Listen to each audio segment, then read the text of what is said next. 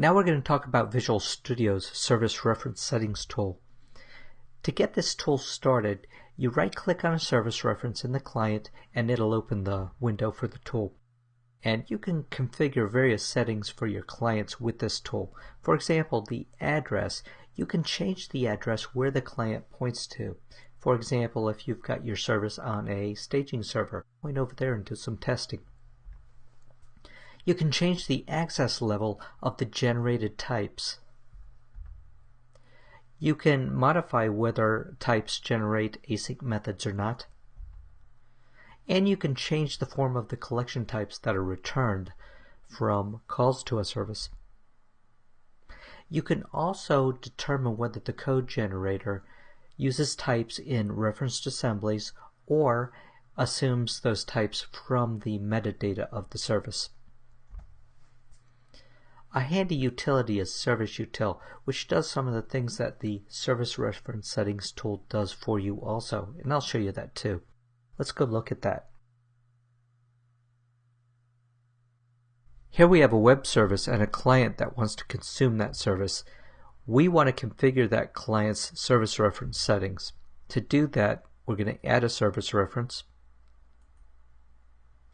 select Discover,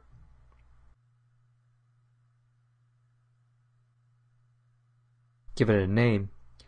This Advanced button shows the service reference setting dialog, but we'll change that later. Select OK to generate the service reference. And there it is. Now Visual Studio generated this proxy, and there's code in there that you can see by going to the Solution Explorer toolbar and selecting Show All Files. Opening this, we can see schema, WSDL, and so on, but we're really interested in this reference.cs file, and this is the proxy code that was generated. If you right-click the weather proxy, you can select Configure Service Reference to get this service reference settings box back. And the first item in the list is an address, which happens to be the address of the reference that we used when we created the proxy. But you can change it if you need to point at a web server or a staging server or something like that for testing. So I'll show you how that works. If I go up to the web service, I can change its name.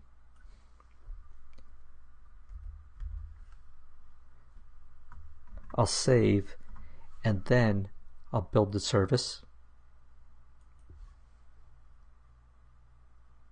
So that built well. And then I'll go back here to the Configure Service Reference, and I'll change this name exactly the same. Click OK, and you'll see the service reference proxy update. And then you can use the service at that address also. This next option is public. All types are generated as public by default. Over in reference.cs, here you can see what the type accessibility is, public, public, and so on. If I go back to the Configure Service Reference, I can change this to internal, select OK, and you'll see these types change.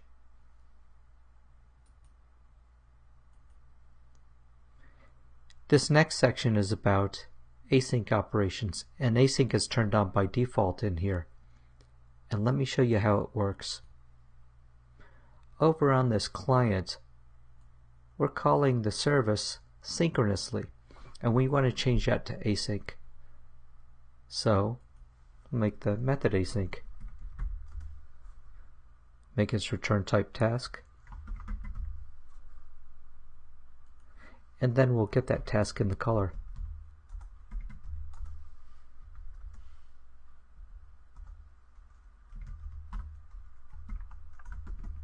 And we're doing the wait so that we can print out these write lines here before we hit the read key. Now all we have to do is call asynchronously, and we'll use an await. And instead of get forecast, we'll use the get forecast async method. Now let's build.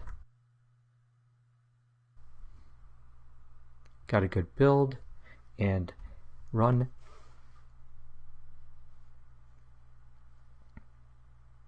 And what we see here is the 5-day forecast, so that works well.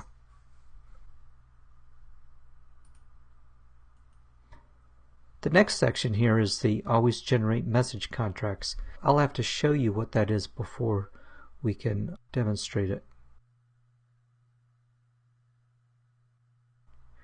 Over here on Get Forecast, we do not accept parameters, and the return type is weather forecast array. And I'm going to change that. I'm going to check this box, click OK.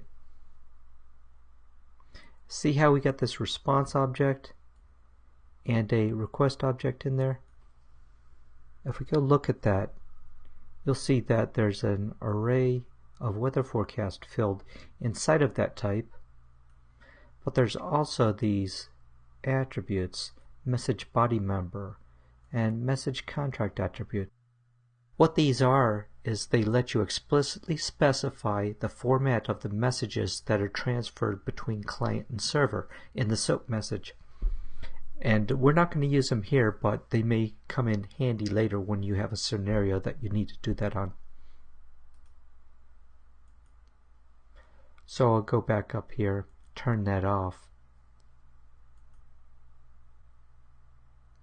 and now it's back to normal.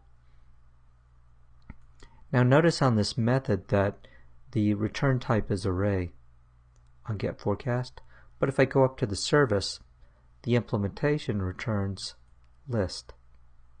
The reason here is that services are platform independent, so if I was communicating with a C++ service or a Java service, they would send back some kind of collection. However, that's not what I would see, because in the XML or whatever format you return, it's just a sequence of items. So we can't make any assumptions about the platform specific technology being used, and so we're working with arrays. However, we can change that. Change it from array, make it a list, say OK, go back to that proxy, and now you see that the implementation is list of weather forecast. So going back to the client, I'm going to build, and you'll see an error.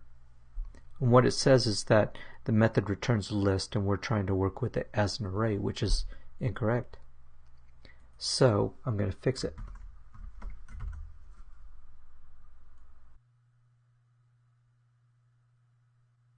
Rebuild, and that's good.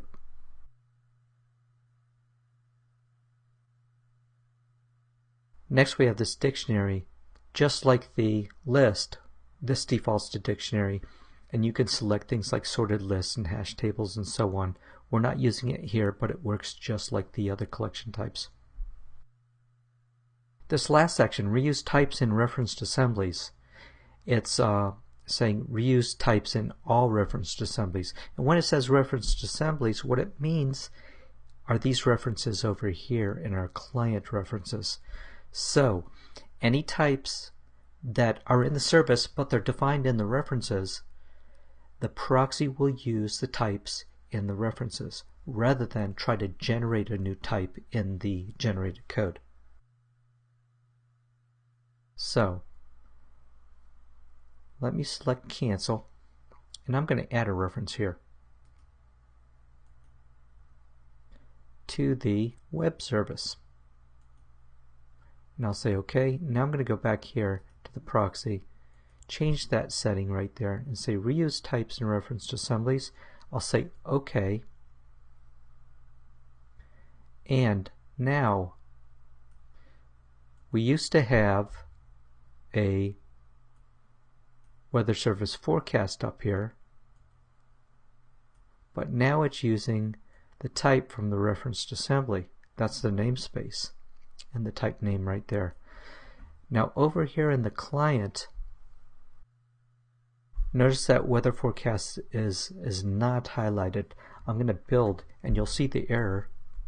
And essentially it says, okay, well, I got a type mismatch here on this. And so now I'm going to say add that using statement for that namespace, because that's the namespace in the referenced assembly right there. And then again, I'll build, and that's good. Now going back to the configuration settings, I can select this second option, but watch what I do. I'm going to select every assembly except for config tools, and then select OK, and go back to the generated proxy code, and here you'll notice that it's using the namespace of the generated proxy code again, weather forecast. If I scroll up here, it generated that code again from the metadata of the web service. Now to go full circle, I'm going to go to configuration again, check that box, click OK, and now weather forecast is gone from the generated proxy code, and we're using the assembly reference again because I checked that box. Now these are things that you can do with the Visual Studio Service Reference Settings tool, but you can do some of this with the Service Util also. Let me show you how.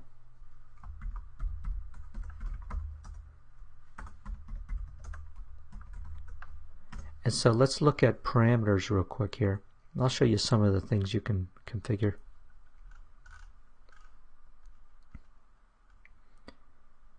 So here's like message contract, async, and internal. And these correspond to what you just saw in the service reference settings. So what I'm going to do is go back to the project here, and I'm going to change this web service to the startup project and just launch it real quick. And you'll see the test client tool pop up, but also this is going to be hosted in a service host. And what's good about that is that I can use its address like that. And go back to here and say, I'll paste in that address, and then I'll append the metadata exchange endpoint. And we'll use a couple of these options, like async. You can use Service Util to configure async options. This message contract is in there also, and the internal was in there. So I'll let that run and see how it generated these two files right there. And there's that weather service, and you can see that it's internal, and we've got various types in there. You can see that yourself if you run it. So that was the Service Reference Settings tool, and you can do the same thing with the Service Util to change the settings of the proxy inside of the client.